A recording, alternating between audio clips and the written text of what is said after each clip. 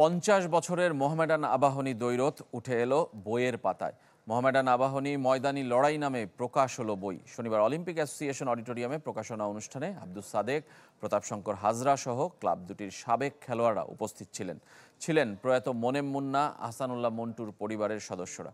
বইটির লেখক টি ইসলাম তারিক জানিয়েছেন, 1973 থেকে 2023 সাল পর্যন্ত মোহামেডান আবাহনীর সব ম্যাচ অর্থাৎ 136 ম্যাচের বর্ণনা আছে বইটিতে, যা তিনি প্রায় 15 বছর ধরে সংগ্রহ করেছেন। টি ইসলাম বইটি উৎসর্গ করেছেন মোহামেডান এবং আবাহনীর দুই কিংবদন্তি বাদল রায় এবং মোনেম মুন্নাকে। সংবাদপত্র, ম্যাগাজিন এবং পুরনো ম্যাচের ভিডিও ফুটেজ দেখে সংগ্রহ করেছেন বেশ কিছু তথ্য।